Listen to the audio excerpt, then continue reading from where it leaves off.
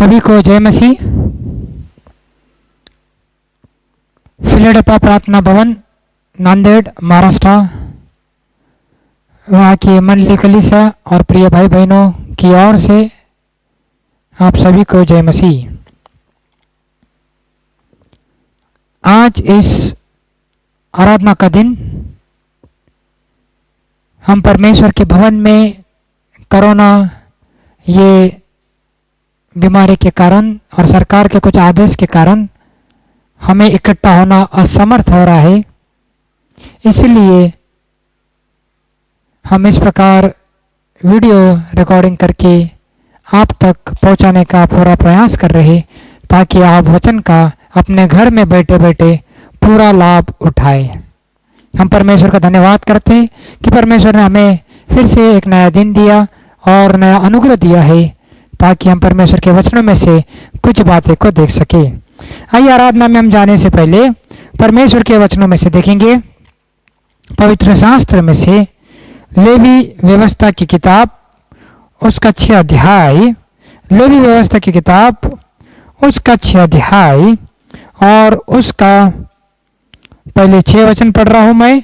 6 वचन के बाद 8 वचन से लेकर 12 वचन तक हम पढ़ेंगे। The book of Leviticus 6th chapter from verse 6, then from verse 8 onwards till 13 I will read। 6 वचन में पढ़ रहा हूँ। और वह यहोवा के सन्मुख अपना दोष बलि भी ले आए, अर्थात एक निर्दोष मेंढा दोष बलि के लिए याजक के पास ले आए, वह उतने ही दाम का हो जितना याजक ठहराए। 8 वचन पढ़ रहा हूँ। फिर यहोवा ने मूसा से कहा, आरोन और उसके पुत्रों को आज्ञा देकर ये कहे कि होम बलि की व्यवस्था ये है, होम बलि ईंधन के ऊपर रात भर भोर तक वेदी पर पड़ा रहे और वेदी की अग्नि वेदी पर जलती रहे, और याजक अपने सनी के वस्त्र और अपने तन पर अपने सनी की जांघिया पहनकर होम बलि की राख जो आग के भस्म करने से वेदी पर रह जाए उसे उठाकर वेदी के पास रखे। जब वह अपने ये वस्त्र उतारकर दूसरे वस्त्र पहनकर राख को छावनी से बाहर किसी शुद्ध स्थान पर ले जाए, वेदी पर अग्नि जलती रहे और कभी बुझने न पाए, और याजक प्रतिदिन भोर को उस पर लकड़ियां जलाकर होम बलि के टुकड़ों को उसके ऊपर सजा कर धर दे और उसके ऊपर मेल बलि की चर्बी को जलाए करे। वेदी पर आग लगातार जलती रहे, वह कभी बुझने न पाए। परमेश्वर अपने वचन के पढ़े जाने पर आशीष दे। आइए सहायता के लिए हम प्रार्थना करें। हमारे जीवित सामर्थ्य प्रेमी स्वर्गीय पिता, अनुग्रहकारी दयालु पिता, धन्यवाद धन्यवाद धन्यवाद और स्तुति करता प्रभु जी आज के दिन के लिए बहुत आभारी प्रभु जी। आपने भवन में हमें इकट्ठा करवाया, धन्यवाद देते। जो वचन हमने पढ़े, इस वचन के जरिए आपका आशीष चाहते हैं और इस वचन के द्वारा अनेक लोग आशीष प्राप्त कर सके, अनेक लोग आत्मिक लाभ को प्राप्त कर सके, वे वचन की गहराई में जड़ पकड़ सके और इस वचन के द्वारा उनके हृदय को आराधना के लिए भी तैयार कीजिए। विशेष करके विनती प्रार्थना करता हूँ इस वचन को समझाने के लिए प्रभु जी आप ही पवित्र आत्मा के द्वारा नए विचार को स्वर से प्रकट कीजिए। मैं तो अयोग्य हूँ, निकम्मे हूँ, मिट्टी धूल राख को कोई भी योग्यता नहीं है, तथापि जैसा हो वैसे अपने आप को आपके प्रेमी हाथों में समर्पित करता हूँ। प्यारे प्रभु यीशु मसीह का सनातन लहू का छिड़काव मेरा आत्मा प्राण शरीर पे चाहता हूँ। सारे भटकनारे विचार, देखिए अनदेखी अंधकार की शक्तियों को प्यारे प्रभु यीशु मसीह के सामर्थ्य नाम में बांधते हुए इस छोटी सी बेनती मेरे महान तारनहारा मुक्तिदाता प्यारे प्रभु यीशु मसीह के नाम में मांगता हूँ, आमीन। लेवी व्यवस्था की किताब 6 अध्याय और उसका 8 से 13 वचन हमने पढ़े। अब ये लेवियों की व्यवस्था का मुख्य विषय पवित्रता है। Holiness is the main theme of the book of Leviticus. यह लेवी व्यवस्था की जो किताब है, परमेश्वर ने मूसा को इज़राइल के प्रजा के लिए ये सारे इंस्ट्रक्शन दिए थे। अभी आप कहेंगे लेवी व्यवस्था जो इतिहास के बारे में बताता है, ये इतिहास से हमें क्या लाभ होगा? ये इतिहास में एक नया विचार छिपा हुआ है। ये इतिहास आज के कलयुग के साथ एक बहुत बड़ा गहरा रिश्ता है और एक नए विचार को परमेश्वर की आत्मा हमारे बीच में ले आती है। अब ये इतिहास या कुछ सूचनाएं, इंस्ट्रक्शन परमेश्वर ने मूसा को दिया था। यहाँ पे लेवी व्यवस्था की किताब में हमने विशेष होम बलि अर्पण के बारे में देखा। अलग अलग प्रकार के अर्पण होते हैं, पाप बलि अर्पण, होम बलि अर्पण, सिन ऑफरिंग, और इसी तरह से बर्न्ट ऑफरिंग, फिर मेल बलि, पीस ऑफरिंग, और अलग अलग ये अर्पण के अलग अलग विशेषता, अलग अलग सूचनाएं। पर केवल एक होम बलि, ये एक अर्पण ऐसा है जहां पे जो अर्पण किया जाता है वह अर्पण संपूर्ण रीति से, यानी 100% संपूर्ण रीति से भस्म हो जाता है। वो अर्पण जो वेदी पे किया जाता है वो संपूर्ण रीति से भस्म हो जाता है। इस बात को याद रखिए। यहाँ पे 8 वचन पढ़ रहा हूं। फिर यहोवा ने मूसा से कहा, मूसा अपने मर्जी से कुछ नहीं किया, जैसा यहोवा ने बताया मूसा को वैसा ही मूसा कर रहा है। अब ये होम बलि अर्पण में क्या संदेश है? होम बलि का अर्पण क्यों किया जाता है और किस तरह से किया जाता है? अभी देखिए, ये अर्पण, जब होम बलि का अर्पण, अब अर्पण करना है तो क्या चाहिए? वेदी चाहिए, है ना। अब यदि बाइबल के आप अभ्यास करोगे, कोई भी वेदी एक विशेष प्रकार की नहीं है। सबसे पहला वेदी अब्राहम ने बनाया, हम देखते वहां कोई अब्राहम ने वेदी बनाया, पर वेदी का आकार या विशेष आकार का वर्णन नहीं किया गया। और इसी तरह से मनोह ने भी अब वेदी बनाया, साउल ने भी वेदी बनाया, वहां पर हम देखते हैं विशेष आकार का वर्णन किया गया है। 12 पत्थर का वेदी, चट्टान का वेदी, बड़ा पत्थर लिया, ये अलग अलग वेदी का कुछ कुछ प्रकार है। पर हम इसके गहराई में और इसके रेफरेंस नहीं देखेंगे। पर आज की आराधना के संदेश में ये वेदी या होम बलि का अर्पण से हमें क्या संदेश मिलता है? यहाँ पे हम विशेष रीति से होम बलि का अर्पण के बारे में 6 वचन पढ़ेंगे। 6 वचन देखिए, लेवी व्यवस्था की किताब, उसका 6 अध्याय और उसका 6 वचन। और वह यहोवा के सम्मुख अपना दोष बलि भी ले आए, अर्थात एक निर्दोष मेंढा दोष बलि के लिए याजक के पास ले आए, वह इतने ही दाम का हो जितना याजक ठहराए। हाँ, अब यह होम बलि का जो अर्पण था, वहां पे कहता है याजक के पास क्या ले आए? यहोवा के सन्मुख अपने दोष बलि के लिए, अर्थात एक निर्दोष मेंढा दोष बलि के लिए याजक के पास ले आए। अभी देखिए, सबसे पहली बात क्या आप जानते हो? ये होम बलि के अर्पण में, होम बलि के अर्पण में कौन से प्रकार के प्राणी का उपयोग किया जाता था? यहाँ पे होम बलि के अर्पण में देखिए, लेवी व्यवस्था की किताब, उसका पहला अध्याय, लेवी व्यवस्था की किताब उसका पहला अध्याय और उसका 2 वचन में कौन से प्राणियों के बारे में अर्पण स्वीकार किए जाते हैं उसका वर्णन किया गया है। लेवी 1 अध्याय और उसका 2 वचन। इस्राएलियों से कह कि तुम में से यदि कोई मनुष्य सेवा के लिए पशु का चढ़ावा चढ़ाए तो उसका बलि पशु गाय, बैलों अथवा भेड़ बकरियों में से एक का हो। हाँ, यहाँ पे कहता है भेड़ बकरी और गाय बैल, भेड़ बकरी गाय बैल कबूतर और पंडुक, केवल यही प्राणियों को होम बलि के अर्पण में स्वीकार कर सकते हैं। इस प्रकार यहोवा की ओर से मूसा को सूचना दिया गया, और वह भी निर्दोष प्राणी हो। और ये कौन कर सकता है? होम बलि का अर्पण कौन कर सकता है? लेवियों की किताब पहला अध्याय में देखते हैं लेवियों की किताब पहला अध्याय और उसका 11 वचन। लेवियों की किताब पहला अध्याय और उसका 11 वचन पढ़िए।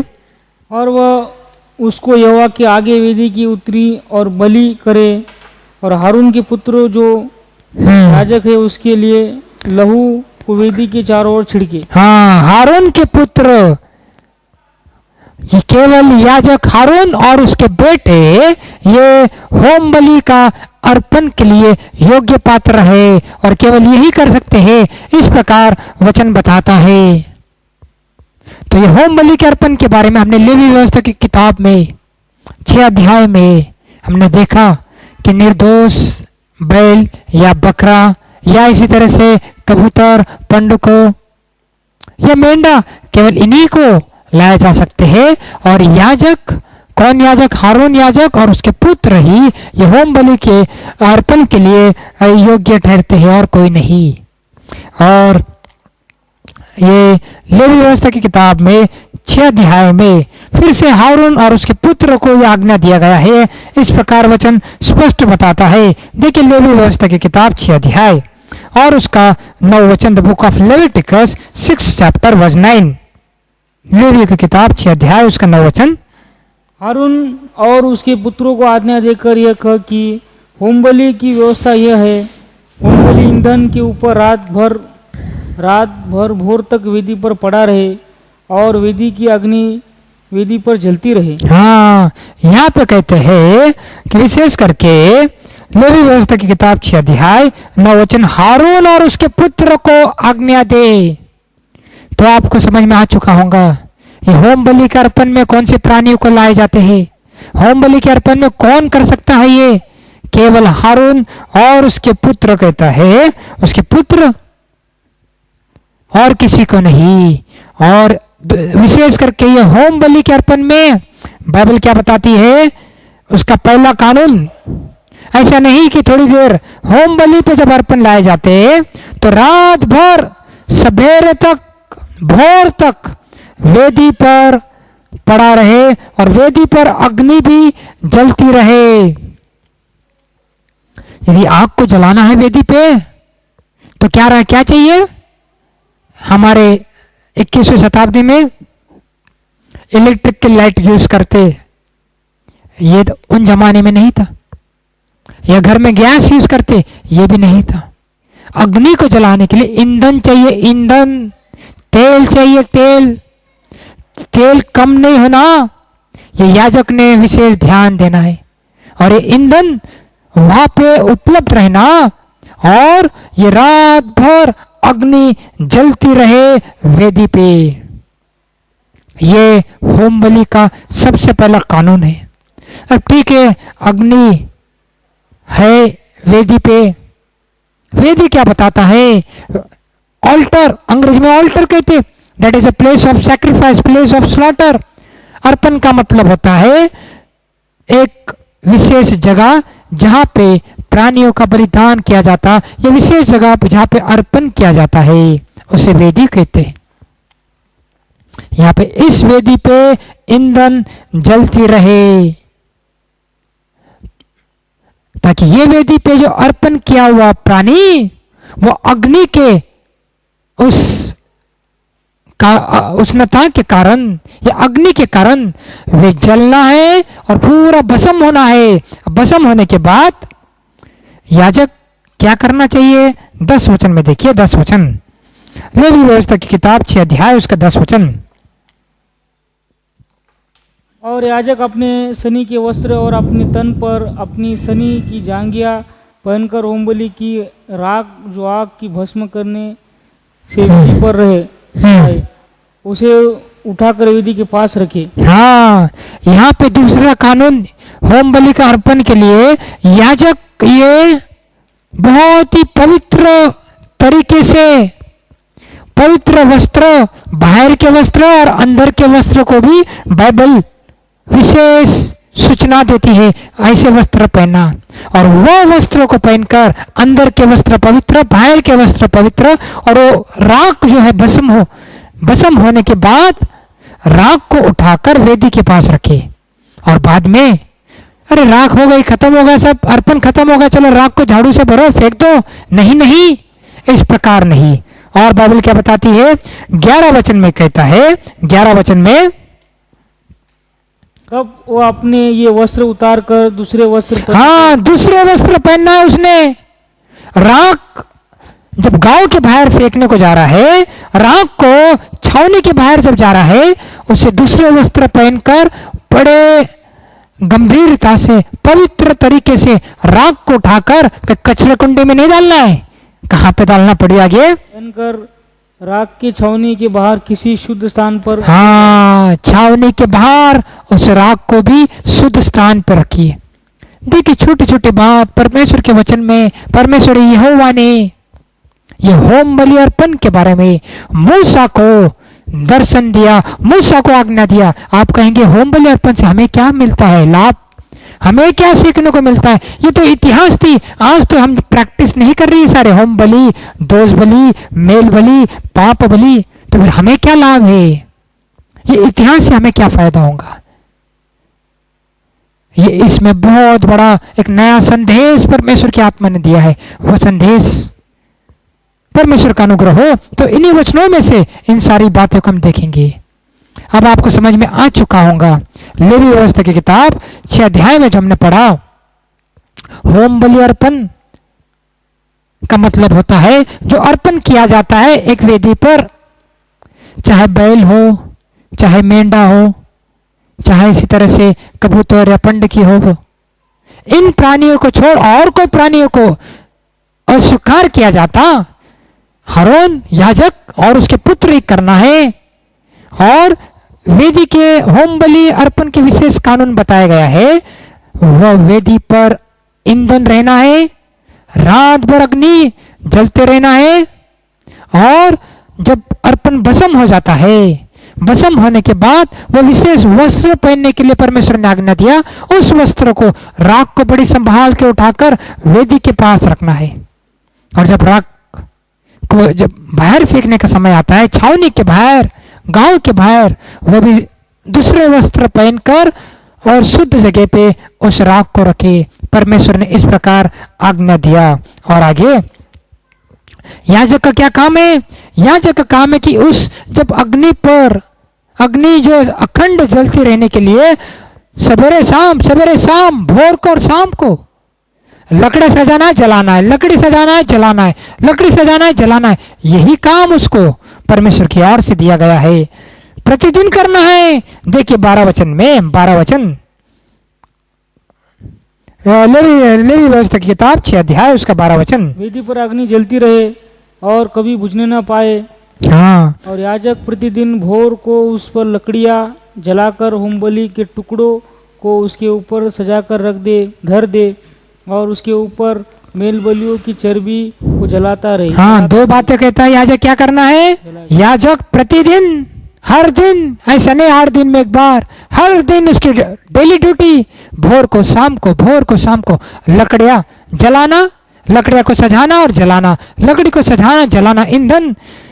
ईंधन है या ईंधन कम है, इन सारी बातों को बहुत ध्यान देना है। ये याजक की और ये आज्ञा, याजक को आज्ञा परमेश्वर की ओर से मिला है, परमेश्वर की ओर से मिला है। ये सारी बातें क्यों करना है? एक व्यक्ति, हाँ, एक व्यक्ति ने पाप किया। यदि कोई व्यक्ति पाप करे तो उस पाप के बदले में प्रायश्चित करने का हमारे बाप दादाओं के जमाने में यही तरीका था। एक व्यक्ति पाप करे, बाइबल क्या बताती है? यदि कोई व्यक्ति पाप करे तो उसके बारे में बाइबल क्या बताती है?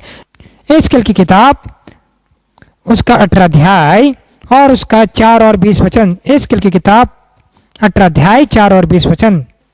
देखो, सबों के प्राण तो मेरे हैं, जैसा पिता का प्राण वैसे ही पुत्र का भी प्राण है, दोनों मेरी है। इसलिए जो प्राणी पाप करे वही मर जाएगा। हाँ, और 20 वचन भी एस्केल की किताब 18 अध्याय और उसके पाप करे वही मरेगा, न तो पुत्र पिता के अधर्म का भार उठा। हाँ, जो प्राणी, जो मनुष्य पाप करेगा वह मरेगा। The soul that sins shall die.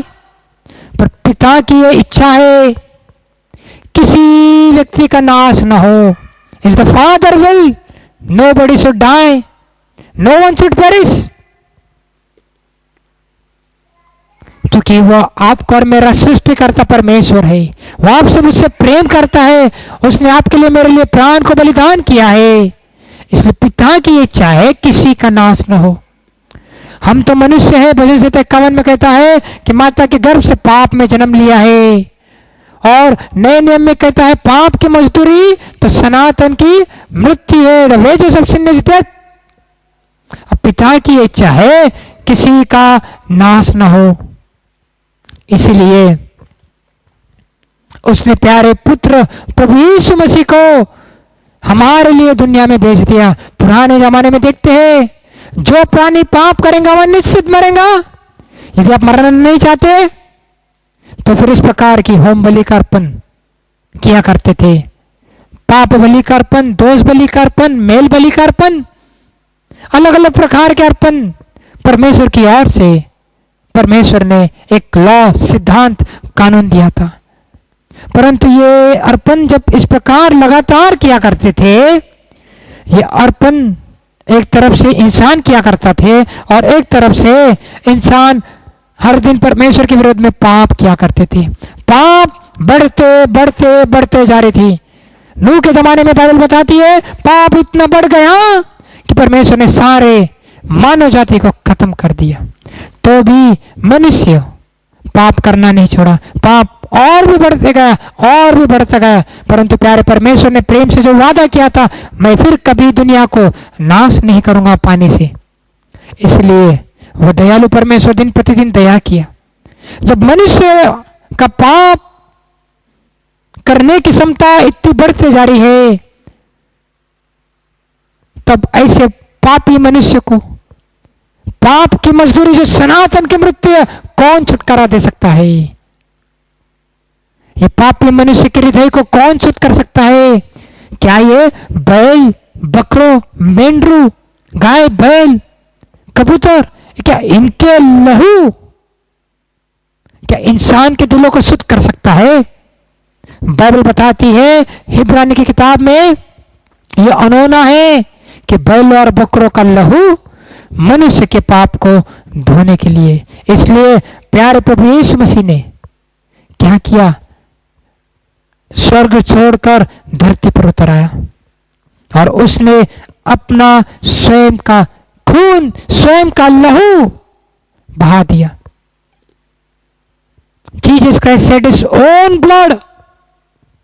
अभी ये ओन ब्लड, उसने अपना लहू बहा दिया। इसके ऊपर कुछ विशेष जोर देना चाहता हूं। यहां पे हमने लेवियों की किताब 6 अध्याय में क्या पढ़े? याजक ने किसका लहू वो छिड़कता है? ये जानवरों का लहू। याजक जो वेदी पर करता है वो अपना लहू नहीं इस्तेमाल करता। हर याजक जानवरों का लहू का इस्तेमाल करता, दूसरों का लहू का इस्तेमाल करता। एवरी प्रीस्ट और high priest he uses the blood of animals, but only our heavenly high priest, he has shed his own blood. केवल हमारा स्वर्गीय महायाजक एक ऐसा है जिसने अपना स्वयं का लहू को उसने बहा दिया।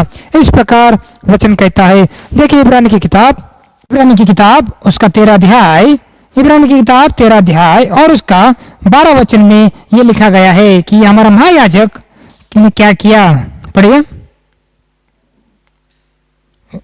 इब्रानी की किताब। यीशु ने भी लोगों को अपने ही लहू के द्वारा पवित्र करने के लिए फाटक के बाहर दुख उठाया। हाँ, यहाँ पे क्या कहता है? हमारा प्रभु यीशु मसीह ने अपने ही लहू के द्वारा फाटक के बाहर, गांव के बाहर दुख उठाया। किसी और का लहू का इस्तेमाल नहीं किया, अपने ही लहू का इस्तेमाल किया। क्यों? ताकि वह जानते मेरी प्रजा के लोग अशुद्ध हो चुके हैं। जकरिया की किताब में 13 अध्याय और उसके पहला वचन में कहा गया है मेरे लोग अशुद्ध हो चुके हैं, मलिन हो चुके हैं।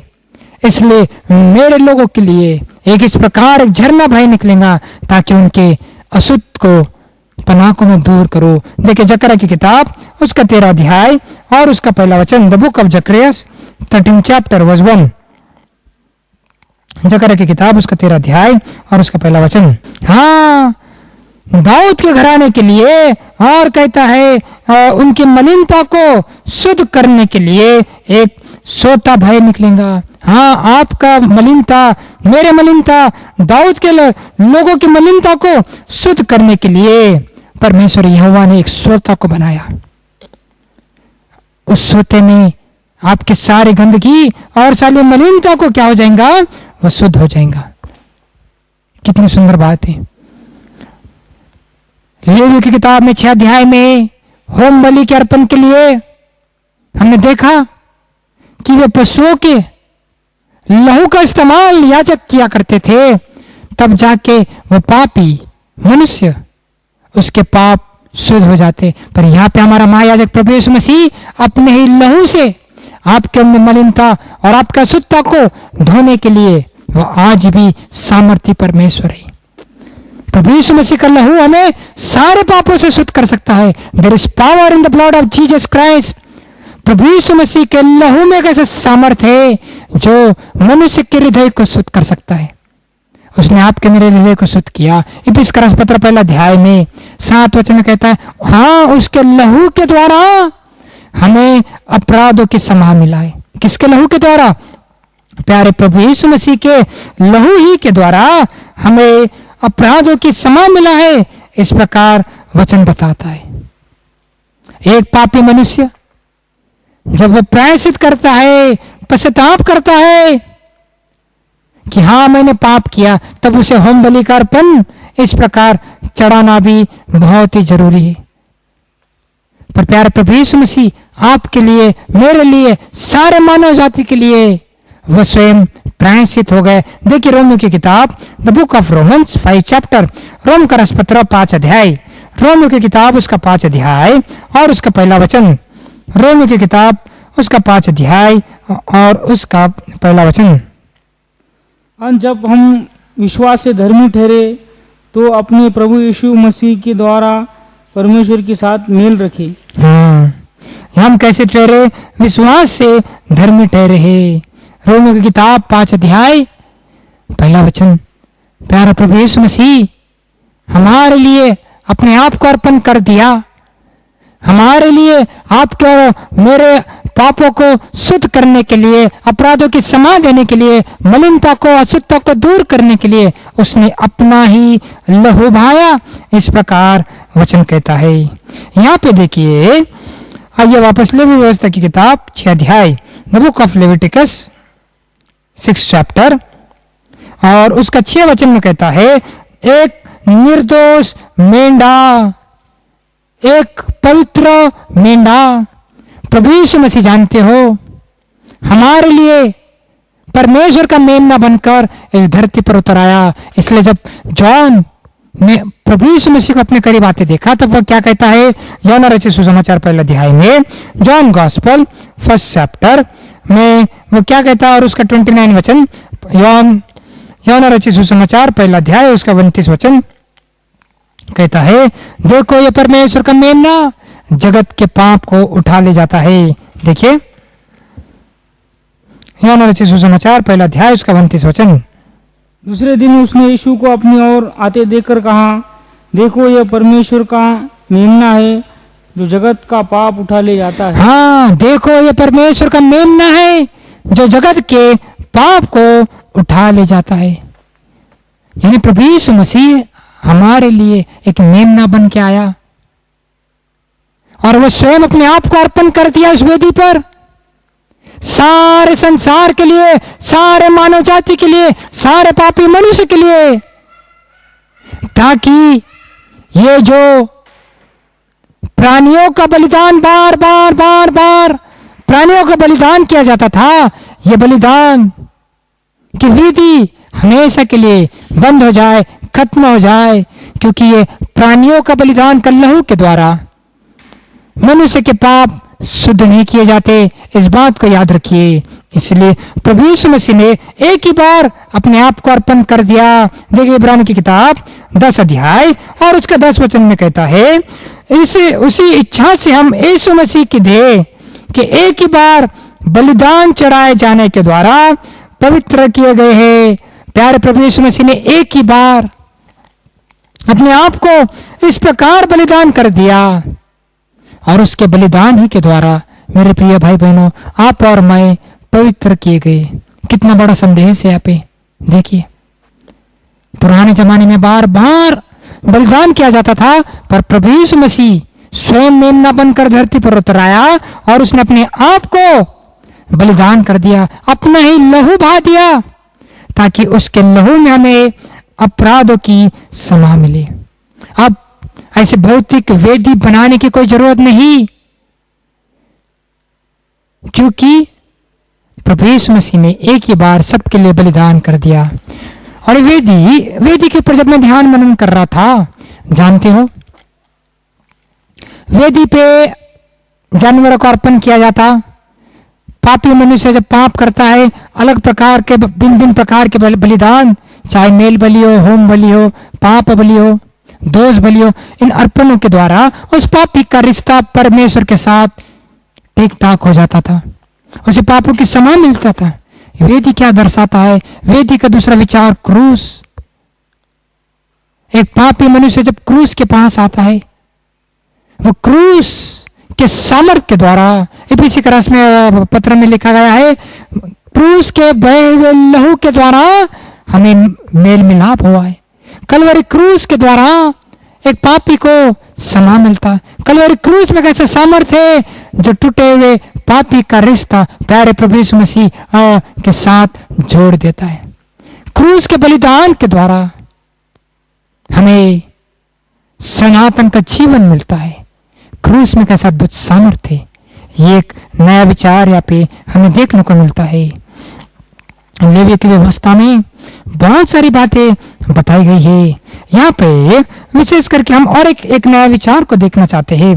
पहली बात, ये राख के ऊपर हम देखना चाहते हैं। राख, अब देखिए होम बलि अर्पण, होम बलि अर्पण का मतलब है 100% 100% 100% जो अर्पण वेदी पे रखा जाता 100% भस्म होना चाहिए। जानते प्रभु यीशु मसीह ने आपके लिए, मेरे लिए, हम दुष्ट मानव के लिए, घिनौने पाप के लिए अपने आप को 100% संपूर्ण रीति से सब कुछ दे दिया। गलाती 2:20 में कहता है, हम नहीं पढ़ेंगे, गलाती 2:20 में कहता है, the son of God loved me so much that he gave himself for me. परमेश्वर का पुत्र प्रभु यीशु मसीह ने मुझसे इतना प्रेम किया कि उसने अपने आप को दे दिया, अपने आप को यानी संपूर्ण रीति से दे दिया। कोई 50% नहीं दिया, 1% मदद नहीं किया हमको बचाने के लिए, या 10% मदद नहीं किया, 100% संपूर्ण रीति से सब कुछ खाली कर दिया। वो हमारे लिए दरिद्र बना है। He was rich but he became poor for our sake। वो हमारे लिए इस प्रकार दे दिया। होम बलि अर्पण का मतलब यह होता है संपूर्ण रीति से दे रहा। तो वैसे हम भी, क्या हम संपूर्ण रीति से हम परमेश्वर को अपने आप को देना चाहते हैं? जैसे प्रभु यीशु मसीह ने अपने आप को संपूर्ण दे दिया। क्या हम आत्मा, प्राण, शरीर कहते प्रभु जी ये सब कुछ आपका है, आप इसे ले लीजिए, आप इसे इस्तेमाल कीजिए।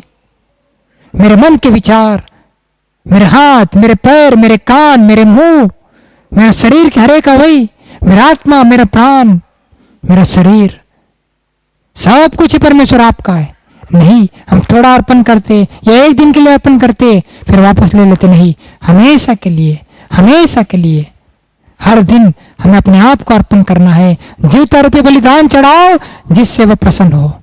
होठ रूपी बलिदान इस प्रकार चढ़ाओ जिससे वो परमेश्वर उसको ग्रहण योग्य हो, इस प्रकार विचार कहता है। होम बलि अर्पण के बारे में हमने मैं एक ही विचार बताया कि प्यारे प्रभु यीशु मसीह ने अपने आप को संपूर्ण रीति से दुष्ट और पापी मनुष्य के लिए अपने आप को अर्पण कर दिया। और दूसरा विचार यहाँ पे राख के बारे में बताना चाहता हूँ। यहाँ पे कहता है लेवी व्यवस्था की किताब में राख को भी कितना महत्व दिया गया है कि राख को भी विशेष वस्त्र पहनकर वेदी की बाजू में रखना और राख को दूसरे वस्त्र पहनकर गांव के बाहर, छावनी के बाहर शुद्ध जगह पे रखना। जानते हो आप और मैं परमेश्वर की दृष्टि में क्या है? देखिए यशायाह की किताब में उसका वर्णन किया गया है। The book of Isaiah 61 chapter, यशायाह की किताब 61 अध्याय और उसका 3 वचन। The book of Isaiah 61 chapter verse 3, यशायाह की किताब 61 अध्याय और उसका 3 वचन पढ़िए। और सियोन के विलाप करने वालों के सिर पर राख दूर करके सुंदर पगड़ी बांधू, कि उनका विलाप दूर करके हर्ष का तेल लगाऊं और उनकी उदासी हटाकर यश का ओढ़ना उड़ाऊं। हाँ, जिससे वे धर्म के बांझ वृक्ष और यहोवा के लगाए हुए कहलाए और जिससे उसकी महिमा प्रकट हो। हाँ, परमेश्वर की महिमा प्रकट हो। हम जो राख के समान थे उसको सुंदर पगड़ी परमेश्वर पहनाता है। राख को भी इतना महत्व देते हैं परमेश्वर। हम जो राख के समान है परंतु हमसे इतना प्रेम करते हैं। अरे वेदी पे अर्पण किए हुए जानवर जब जल के अग्नि से भस्म हो जाता है, उस राख को भी इतना महत्व देना, ऐसा परमेश्वर की आज्ञा थी। क्यों? ताकि राख से भी मनुष्य के पाप शुद्ध हो जाते थे। पुराने जमाने में इब्रानी की किताब 9 अध्याय 13 वचन में कहता है, क्योंकि जब बकरों और बैलों का लहू और क्लोर की राख का अपवित्र लोगों पर छिड़का जाना शरीर की शुद्धता के लिए उन्हें पवित्र करता है। क्लोर की राख और बैल और बकरों का लहू अपवित्र लोगों को पवित्र करता था, पर आज हमारा जो राख के समान जीवन है, परमेश्वर सुंदर पगड़ी पहनाता है। हम अपवित्र लोगों को शुद्ध करने के लिए वो स्वर्ग छोड़कर धरती पर परमेश्वर का मेमना बनकर आया और होम बलि अर्पण के नाई उसने अपने आप को संपूर्ण रीति से अर्पण कर दिया और अपने बदन के लहू के द्वारा हम अपवित्र लोगों को पवित्र किया, शुद्ध किया। दाऊद के घराने के लिए उनकी मलिनता को शुद्ध करने के लिए एक सोता को खोल दिया, ताकि उसके लहू के द्वारा हमें अपराधों की क्षमा मिले। इसलिए हमें कोई वेदी की अभी आवश्यकता नहीं। कोई जानवर को हम लेकर मंदिर में नहीं आते, प्राणियों को लेकर नहीं आते। क्रूस ही हमारा वेदी है। कलवरी क्रूस के द्वारा पापी मनुष्य का रिश्ता फिर से बड़े प्रेम से पिता ने जोड़ दिया। प्यारे पुत्र प्रभु यीशु मसीह का बलिदान कलवरी क्रूस का संदेश के द्वारा, कलवरी क्रूस का सामर्थ के द्वारा, कलवरी क्रूस का लहू के द्वारा पापी मनुष्य का रिश्ता पिता के साथ जुड़ गया। हमें कोई भेड़ के समान थे, उस भेड़ को बड़े प्रेम से परमेश्वर ने भेड़शाला में ले आया। हम भेड़ों के लिए उसने अपना प्राण का बलिदान कर दिया। कितना एक अद्भुत संदेश परमेश्वर की आत्मा ने इन्हीं लेवी व्यवस्था 6 अध्याय के द्वारा हमारे बीच में ले आए। एक समय हमारा राख के समान था।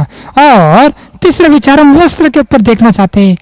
परमेश्वर याजक को बता रहा है कि अंदर के वस्त्र और बाहर के वस्त्र भी शुद्ध होना चाहिए। विशेष वस्त्र पहनकर ही उसने होम बलि का अर्पण करना है। यहाँ पे वचन इस प्रकार कहता है, और जब राख वेदी के बाजू में रहता है और राख को जब बाहर फेंकने का निर्णय आता है तो दूसरा वस्त्र पहनकर राख को लेकर गांव के बाहर जाकर फेंकना है। इस प्रकार वचन कहता है। राख को भी कितना महत्व दिया गया है लेवी व्यवस्था की किताब 6 अध्याय में। यहाँ पे हम अभी तक होम बलि अर्पण के बारे में देखा और उसके बाद हमने राख के बारे में देखा और वस्त्र के बारे में भी देखा कि परमेश्वर ने हमें उद्धार के वस्त्र दिया है। ये बहुत ही बहुमूल्य वस्त्र है।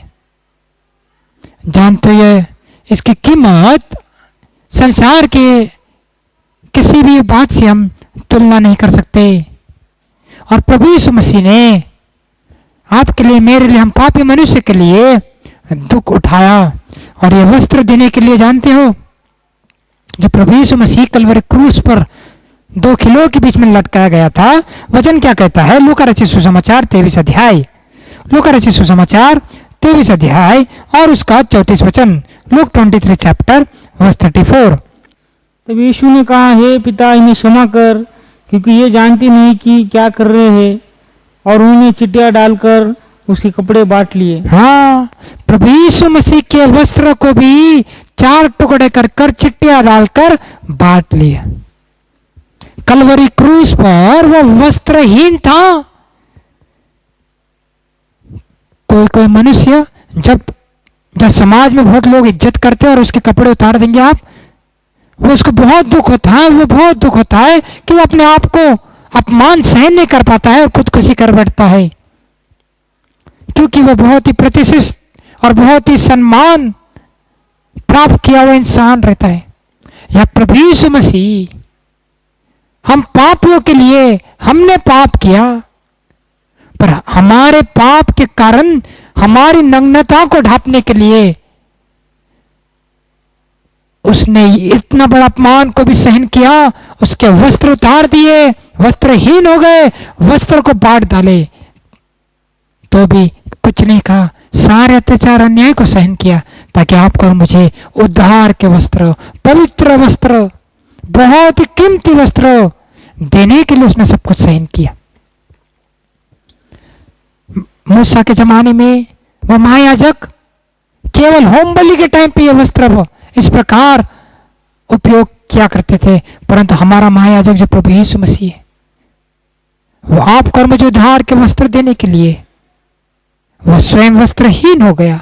देखिए परमेश्वर का कितना बड़ा प्रेम है, यह पार पार प्रेम है। क्या कोई इस प्रकार प्रेम कर सकता है? और आखिरी में यह वचन कहता है, लेवी व्यवस्था की किताब 6 अध्याय में 13 वचन पे, वेदी पर आग लगातार जलती रहे, वो कभी बुझने न पाए। ये आग जलाने का काम कौन करता था? पापी इंसान पाप करता था, पाप का प्रायश्चित कबूल करता था, पापों की क्षमा मिल जाती, उसको चले जाता था। पर ये लगातार आग जलाने का काम याजक हारून और उसके पुत्र क्या करते थे। आज हमारा महायाजक कौन है? प्रभु यीशु मसीह।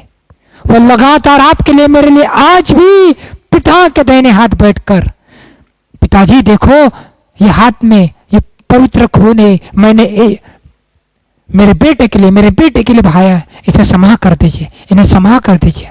इस प्रकार लगातार मध्यस्थी कर रहा है। देखिए इब्रानी की किताब में यह बात को लिखी गई है। द बुक ऑफ हिब्रूज, इब्रानी की किताब उसका 7 अध्याय, इब्रानी की किताब उसका 7 अध्याय और उसका 17 वचन में कहता है, क्योंकि उसके विषय में यह गवाही दी गई है, तो मलकीसेदेक की रीति पर युगान युग याजक है। तो कैसा है? युगान युग याजक है। और वही याजक क्या कर रहा है? 23 वचन में कहता है, वह तो बहुत बड़ी संख्या में याजक बनते आए। इसका कारण यह था कि मृत्यु ने रहने नहीं दी।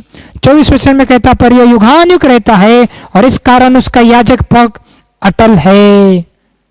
और 25 वचन में कहता है, इसलिए जो उसके द्वारा परमेश्वर के पास आते वह उनका पूरा पूरा उद्धार कर सकता है और वह उनके लिए विनती करने को सर्वदा जीवित है। सर्वदा जीवित है। ये सर्वदा विनती और मध्यस्थी कर रहा है। कहां पे? पिता के दाहिने हाथ। देखिए रोमियो की किताब the book of Romans 8 chapter verse 34, Rome का पत्र 8 अध्याय और उसका 34 वचन पढ़िए। रोमियो की किताब 8 अध्याय और उसका 34 वचन। रोमियो की किताब उसका 8 अध्याय और उसका 34 वचन। फिर कौन है जो दंड की आज्ञा देगा? मसीह है जो मर गया और मुर्दों में से जी उठा और परमेश्वर के दाहिनी ओर है और हमारे लिए निवेदन भी करता है। हाँ, हमारे पापों के लिए, पहला कोरिन्थी 15 अध्याय 3 और 4 वचन, हमारे पापों के लिए मारा गया, गाड़ा गया, फिर से जी उठा और आज पिता के दाहिने हाथ बैठकर सदा सर्वदा विनती करता है, अखंड विनती करता है, निरंतर विनती करता है। जैसा पुराने जमाने में महायाजक लगातार सवेरे शाम लकड़ी सजाना जलाना, लकड़ी सजाना जलाना, ईंधन को देखभाल करना, यह काम किया करता था। आज हमारा महायाजक पिता के दाहिने हाथ बैठकर, आप और मैं कभी कभी पाप कर बैठते, इन सारे पापों के लिए वह लगातार मध्यस्थी करता है। कौन है ऐसा प्रेमी परमेश्वर? आइए उस प्रेमी परमेश्वर को प्रेम का स्मरण करें, जो हमारे लिए वस्त्रहीन हो गए, जो हमारे लिए परमेश्वर का मेमना बनकर इस धरती पर उतर आया और अपना प्राण का बलिदान किया, अपना स्वयं का बदन का लहू बहाया, तीसरे दिन मुर्दों में से जी उठा और लगातार मध्यस्थी करता है। ऐसा प्रेमी परमेश्वर की हम चंद शब्दों में हम उसकी स्तुति आराधना करेंगे।